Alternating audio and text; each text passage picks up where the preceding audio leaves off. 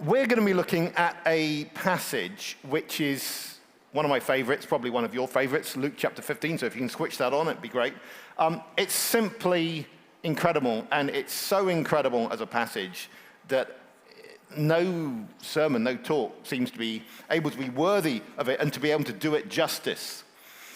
It's really well known, and we're going to be looking at the setting of the story itself, which we're going to go through 2 times, the story of, sometimes called the prodigal son, I'll call it the story of the 2 sons, and then we're going to look at the significance of the story. It's Jesus' longest story. It's 388 words long. Wow. Only about 3 minutes long. And so you think about a story that is so powerful, that is so short. 62% is about the younger brother, which is why we tend to think of him as the focus of the story, and 38% about the older brother. In the earliest manuscript, and the earliest manuscripts, by the way, do have paragraphs, in the earliest manuscript, it's just in 1 paragraph. That's in Rome, and the story just rushes on between the 2 brothers. That's absolutely right. But it's also divided into 2 sections in another way, that when you get to the end of the bit about the younger brother, it's got the father saying, "My son was dead and is alive again, he was lost and is found." And that's the same phrase you get at the very end of the story, with one little difference. Instead of saying "my son," it says "your brother," as he addresses the older brother. So let's read the story. Every single word counts. It's simply incredible. We're going to start chapter 15 and verse 1 and 2 to get the setting. And then we're going to skip over the lovely stories of the lost sheep and the lost coin, which are part of the whole parable, and we'll refer to those, and then we're going to go on to verse 11. Now, the tax collectors and sinners were all drawing near to hear him, and the Pharisees and scribes grumbled, saying, "This man receives sinners and eats with them." Verse 11. And he said, "There was a man who had 2 sons, and the younger of them said to his father, 'Father, give me the share of the property that's coming to me.' And he divided his property between them. Not many days later, the younger son gathered all he had and took a journey into a far country, and there he squandered his property in reckless living. And when he had spent everything, a severe famine arose in that country, and he began to be in need. So he went and hired himself out to one of the citizens of that country, who sent him into his field to feed pigs. And he was longing to be fed with the pods that the pigs ate, and no one gave him anything. But when he came to himself, he said, 'How many of my father's hired servants have more than enough bread, and I perish here with hunger? I will arise and go to my father, and I will say to him, Father, I've sinned against heaven and before you. I'm no longer worthy to be called your son. Treat me as one of your hired servants.' And he arose and came to his father. But while he was still a long way off, his father saw him and felt compassion and ran and embraced him and kissed him. And the son said to him, 'Father, I've sinned against heaven and before you. I'm no longer worthy to be called your son.' But the father said to his servants, 'Quick, bring the best robe and put it on him, and put a ring on his hand and shoes on his feet, and bring the fattened calf and kill it, and let us eat and celebrate. For this my son was dead and is alive again. He was lost and is found.' And they began to celebrate. Now his older son was in the field. And as he came and drew near to the house, he heard music and dancing. And he called one of the servants and asked what these things meant. And he said to him, 'Your brother has come, and your father has killed the fattened calf, because he's received him back safe and sound.' But he was angry and refused to go in. His father came out and entreated him. But he answered his father, 'Look, these many years I've slaved for you, and I've never disobeyed your command. Yet you never gave me a young goat that I might celebrate with my friends. But when this son of yours, who has devoured your property with prostitutes, came, you killed the fattened calf for him.' And he said to him, 'Son, you're always with me, and all that is mine is yours. It was fitting to celebrate and be glad, for this your brother was dead and is alive. He was lost and is found. It's an amazing setting that we have for this story, because not only do we have Jesus and his disciples, we have 4 other groups that we can divide into 2 groups of 2.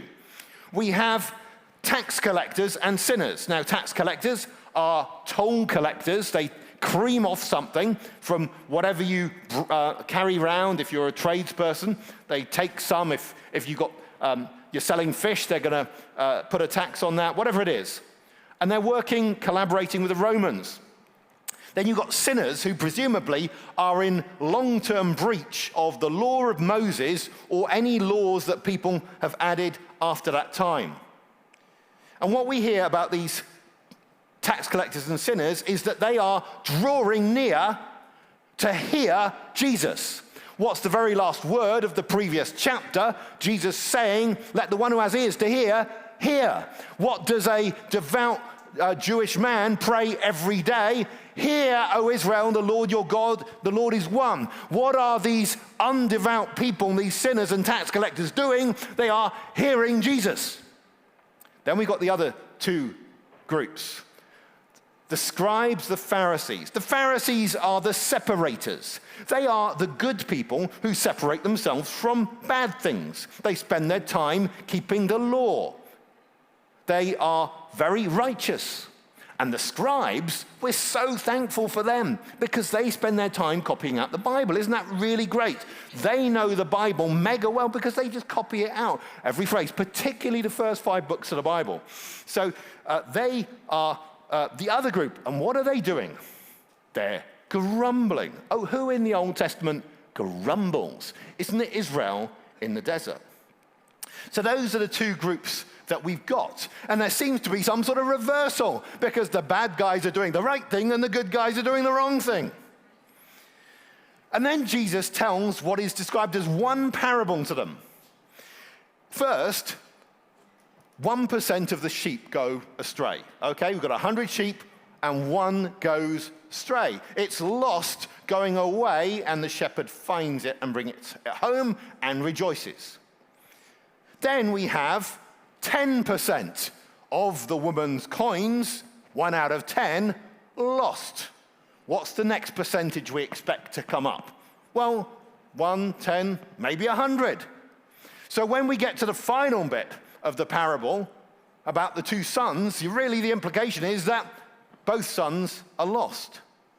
But you see, the sheep is lost by going away from home and is found and there's rejoicing. And then the coin is lost at home and is found and there's rejoicing. And then we have this story of the 2 sons, and one of them comes home and there's rejoicing, and then the story ends without an ending. As in, there's the missing thing of how does it end? When the older brother's complained and the father's gone out to him, how does the older brother respond? And we don't know, it doesn't tell us. But if you use the Sudoku method, of, you've got enough numbers in there, you can fill in the other bits. You know that if he had responded correctly, there would be rejoicing because the woman rejoiced when she found the coin at home, you see? So that's how brilliant Jesus' story is. It begins, a man had 2 sons. Now, already there, we can see a sign of authenticity. This really does come from Jesus, because over in Matthew's gospel, you've got a completely different story, Matthew chapter 21, verse 28, which begins, a man had 2 sons. It tells about, he tells one to go into the vineyard, and he says, yeah, and then doesn't. And he tells the other to go, and he says no, and does. And then Jesus concludes, Matthew chapter 21, verse 32, for John came to you in the way of righteousness, and you did not believe him, but the tax collectors and prostitutes believe him, and even when you saw it, you did not afterward change your minds to believe him. In other words, it's again the same story on one level as what we've got here. The bad people responding, and the good people not. Jesus begins his story, a man had 2 sons. And the younger of them asks for his inheritance, which is a pretty shocking thing to do. And what is also shocking is that the father gives it to him. Oh, but he doesn't give it to him, he gives it to them. And this is a really important point to get. This is the most generous father you can imagine. When one son asks for his inheritance, he gives it to both. Now, what country does this take place in? We don't know. It's a story. But we know that in Old Testament law, if you had an older brother, they inherited twice as much as anyone else. Deuteronomy 21, verse 17. So the older brother does pretty well out of this. Soon, the younger son goes away, and he wastes his possessions. Now, that's an interesting word. Doesn't come up very often, but it comes up at the beginning of the next chapter of Luke, where Jesus tells a story about an unjust steward. We'll look at it tomorrow, an unjust manager who wastes money. So we've got two stories next to each other about wasters. What do you think about people who waste money? Say if the government wastes your taxpayer money, how do you feel? Not very good. Angry. Who's listening to this? Pharisees, who it tells us in chapter 16 are lovers of money. So this man wastes money. And when it's wasted, there are so many ways of wasting money. It's just gone, gone, gone. But we're not given the details of how he wasted them, other than it's reckless living. Now, this is a difference between how Jesus tells a story and how we would tell the story. Because we would make a whole film about the reckless living, right? That would be the film. People often do this in fiction. That's the entire story, is the story of the prodigal son, is that. Jesus does it in one word. Because sin is incredibly boring. I mean, when you hear about sin, a story of sin, and you sometimes have to hear about a story of sin in order to deal with a pastoral situation, you're never better off for having heard about the story of sin. Sin is unedifying, it is boring, therefore Jesus omits it from the story. The details of the many different ways you can waste money are left to your imagination, which is a good place for them to be, not so that you can think about how you waste money, but so that it can relate to any situation. It's not too specific. So what he does, he tells us this man wastes his money. Then we hear the amazing detail that there is a famine. Now, this is something that people often forget in the story, and it's been shown that when you tell the story in contexts where there have sometimes been food shortages, of course they always remember this, and in countries where there haven't been, they don't. But this is absolutely vital, because we think of the man as the prodigal son, and he gets into trouble because he wastes his money. He's also prodigal and unlucky, because it says there was a famine in the country he went to. He happened to choose the one country where there was a famine. Bad luck, wasn't it? Now, that's not how the older brother sees it. As far as the older brother sees it, his situation is only because of his sin. But actually, Jesus, with perfect balance, tells us this man was a waster and he was unlucky. Then he gets a job. It's not really a job, is it? I mean, he's not getting any pay. And who's he working for? Oh, he's working for a citizen. Well, that's sort of quite painful, isn't it? It sort of rubs it in, because Jesus, every word counts as he tells this story. And he's feeding pigs. At this point, the Pharisees are thinking, wow, this story's going well. I like this story. This is a good story. The man is getting what he deserves, feeding unclean animals. And then he gets to eat the pig food, doesn't he? No, he doesn't get to eat the pig food. He wanted to eat the pig food, but no one gave him anything. Now, what happens if you have no food? You're starving, you die of hunger. And so he gets to this lowest point when he's actually dying of hunger, and that's the point at which he wakes up. Why does he wake up? He doesn't tell us, but what it does do is it gives us a view inside his mind by allowing us to listen to his speech to himself, where he addresses himself and he realizes that he needs to go back home, he needs to admit his guilt. It's better to be a servant back home than to be where he is.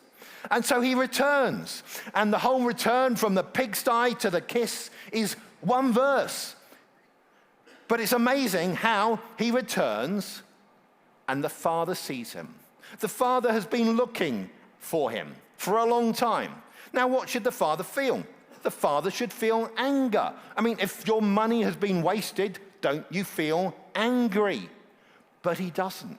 He is filled with compassion, and then he does three things. Now, this is where, again, if you were making a film, this would be a climactic thing. This would be where the music would go up, because he runs and he falls on his neck and he kisses him.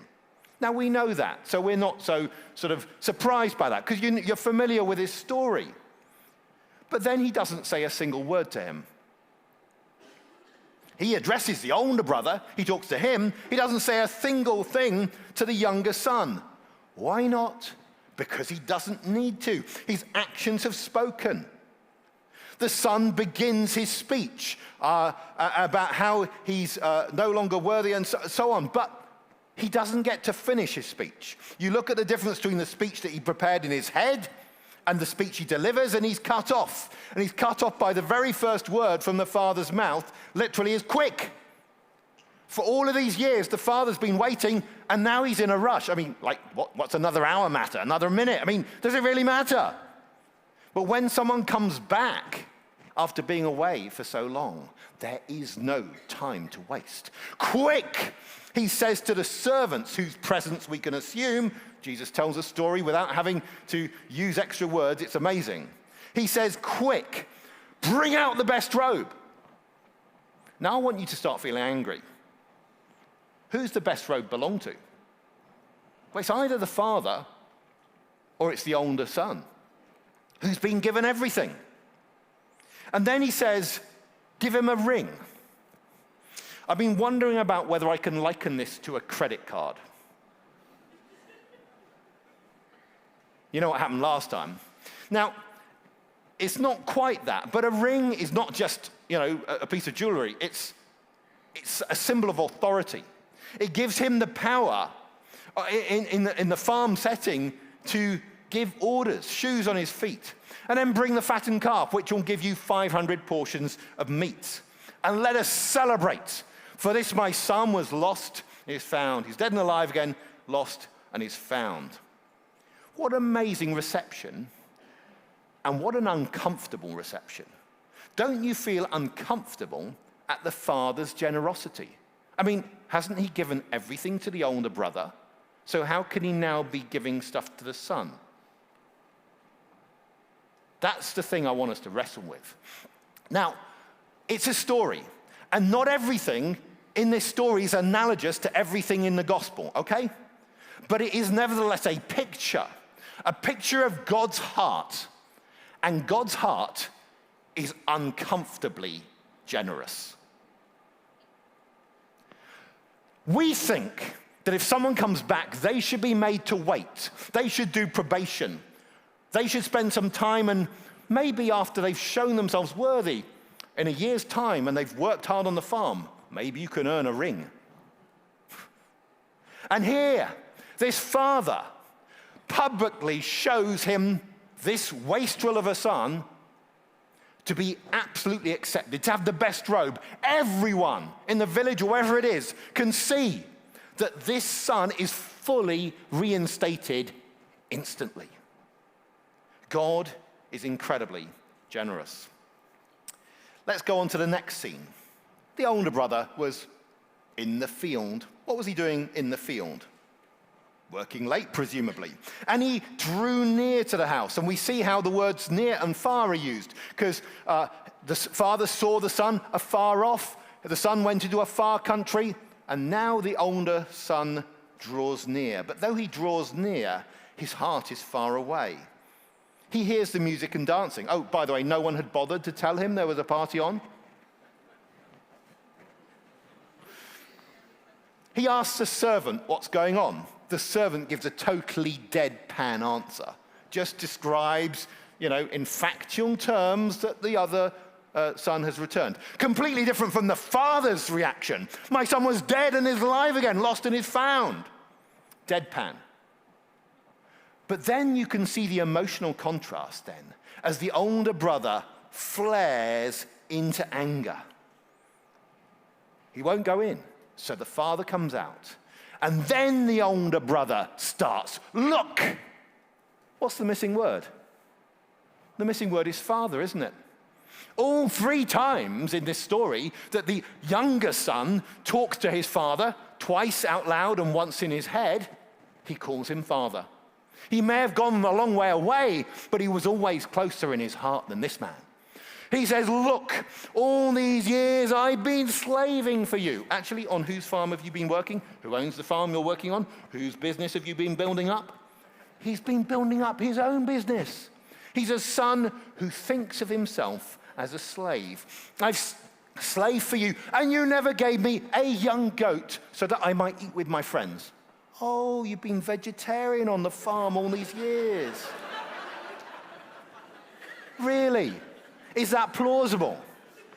You never gave me a young goat so that I could eat with my friends. Who's supposed to be on the guest list? He's been able to have friends around. He owns the farm, right? But he wants to have a celebration. The father wants a celebration. He wants a celebration. But he wants a celebration with his friends and implicitly not with his father.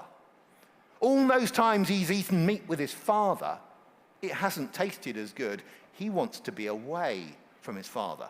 But when this son of yours, who's devoured your property with prostitutes, came, you killed the fattened calf for him. Matey, you're only just in from the field. Like, how do you know how your younger brother spent his money? Has he been sending you postcards from the brothel?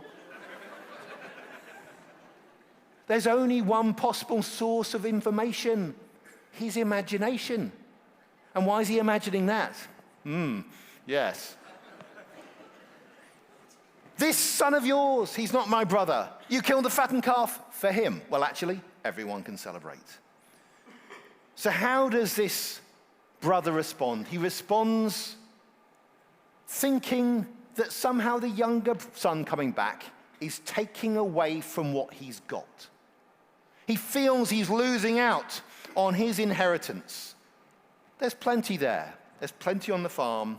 Everyone can celebrate.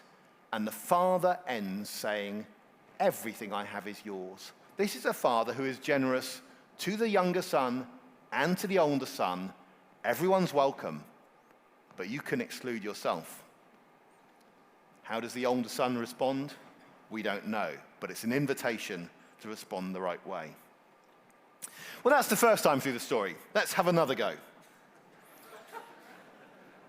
I want us this time to think about the audience, because this is like a Pixar movie. You know a Pixar movie?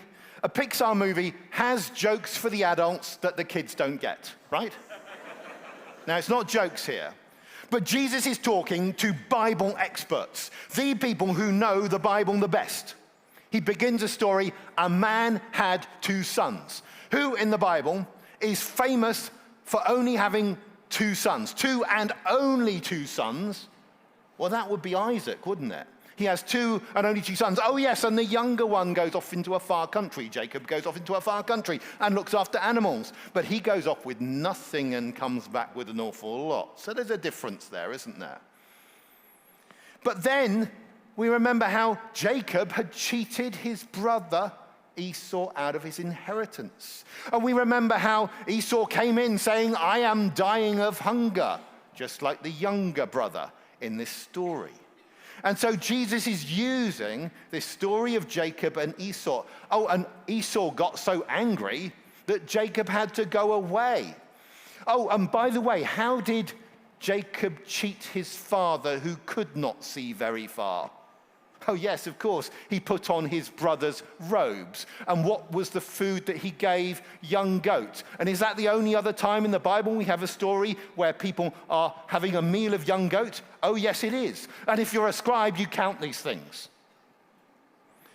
And so Jesus is telling this a story. But what's so amazing is that the father runs, embraces, and kisses. Those 3 things. Now, if you're a scribe, you know there's only one place in the entire Bible that someone runs, embraces, and kisses someone else. Where does it happen? Let's read it. Genesis chapter 33. Genesis chapter 33 and verse 4. And this is the most surprising turn of events, I'd say, in a story in the whole Bible. Jacob has been petrified petrified of his older brother Esau, who's coming towards him with 400 men. He's cheated his brother out of his inheritance. He expects his brother to be furious. And what happens? Genesis 33 and verse 4. We read this. Esau ran to meet him and embraced him, fell on his neck and kissed him, and they wept. This is the amazing thing about Esau. Esau, who was a bad guy in the Bible, who preferred soup to God. He, who had been cheated out of everything, forgave his brother. We've got a picture coming up on the screen. Need to have a Hebrew manuscript every now and then. And so here we have actually two Hebrew manuscripts. This one from St. Petersburg and the one on the right from London. This is the oldest complete Bible, Old Testament we have, and the other one's a very early one. You can see where the arrow is, just here. We've got a word just to the left. It's the same word here and the same word there. It's clearer on this one. See these dots? Those are over the word, he kissed him. There are only 5 places in the Bible, 5 places in Genesis, 10 places in the whole Torah, that scribes had to put dots. It was part of the special scribal training. We know it goes back to at least a century after Jesus, when they had already forgotten the origins of this.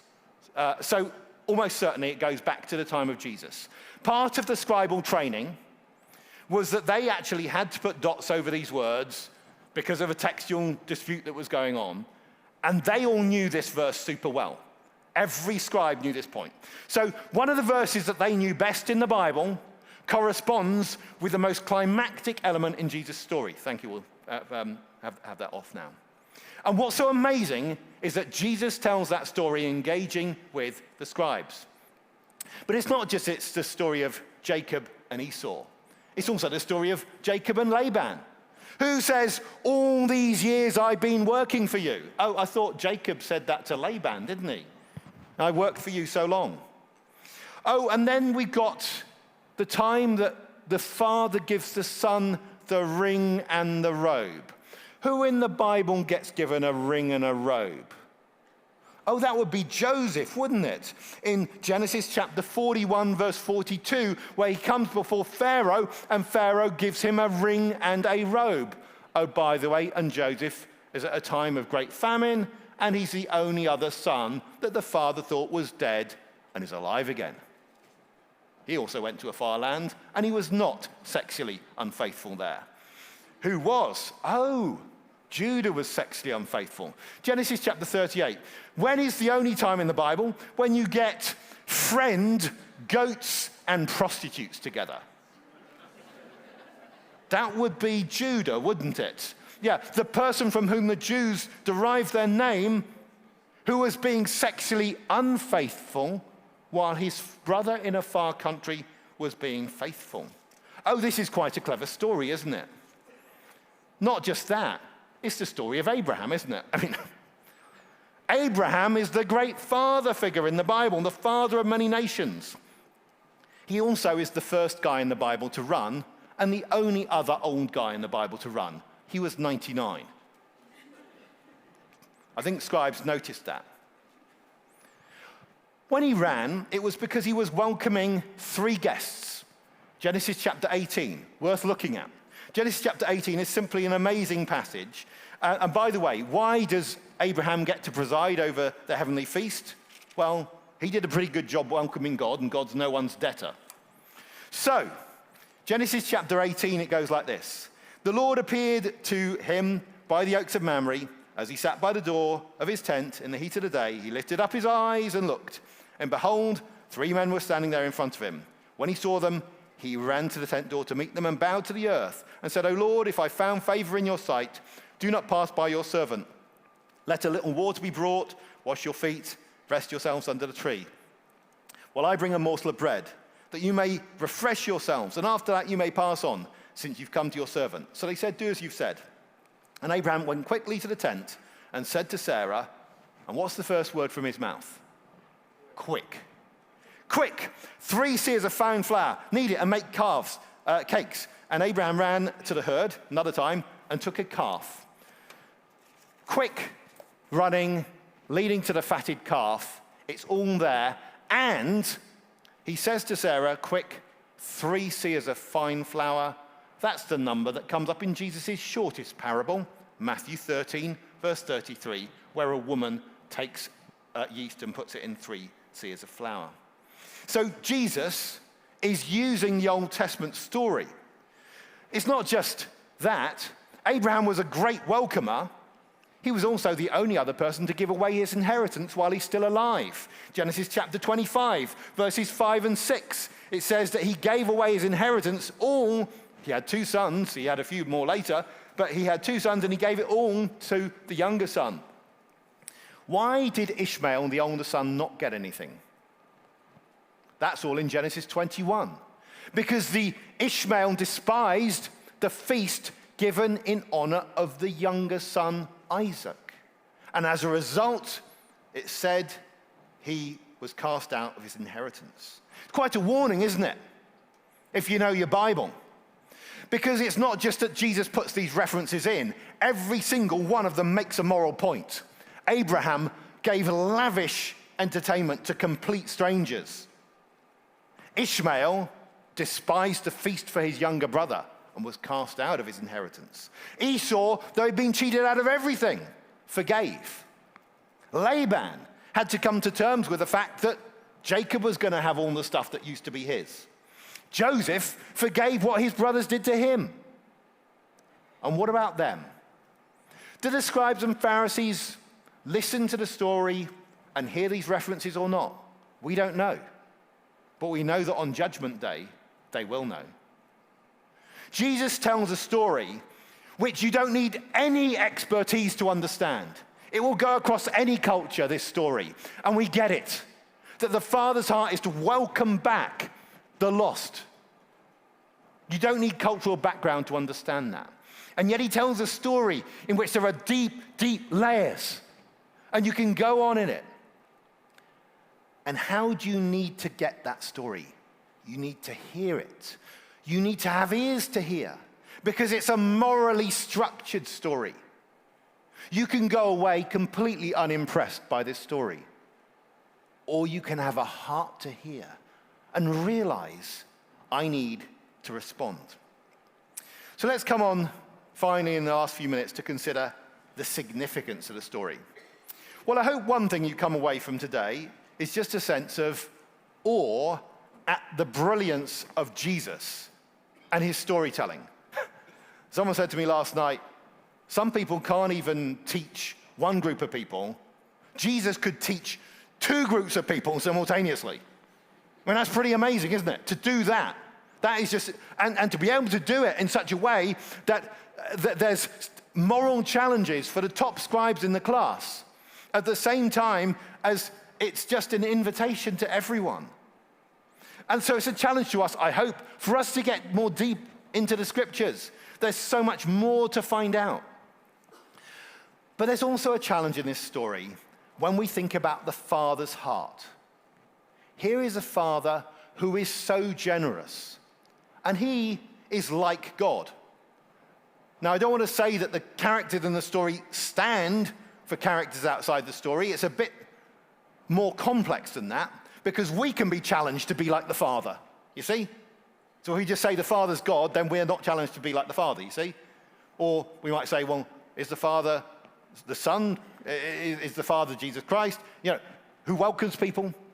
I don't want to get into that. It's a story which calls us to itself, you see? Calls us to respond.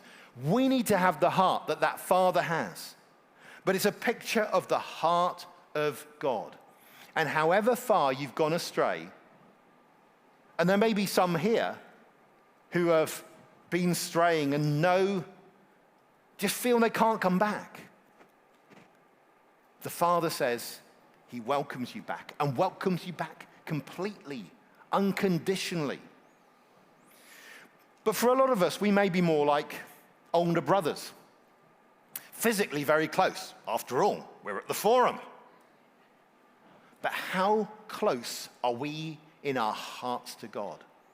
And God speaks to us and he challenges us and says, all that I have is yours. But But it's easy for those who are inside to not want people from the outside. The scribes and the Pharisees were very uncomfortable at the fact that Jesus was eating and accepting tax collectors and sinners. And we constructed a church so that there are these outsiders and then there's us. And we're a bit threatened if they come in because that might take away some of our sense of privilege. And what we need to know is God's got enough resources to give things to everyone. And we need to orientate ourselves and our churches and our organizations to be prioritizing those who are outside. That's what Jesus does in his story, in his invitation. So there is a challenge to those who are religious and may have been in churches for many years. But also we need not to be centering everything on them. We need to recognize that the Father's heart is to welcome people. That Father's heart is to rejoice over those who are lost. The celebration over the one who's gone further astray seems to be bigger. God's rejoicing over everyone who comes to him, whether they are physically near or far away. And this is a challenge to each of us, that God's heart is so great, he wants us to be close to him. Will we come in and celebrate?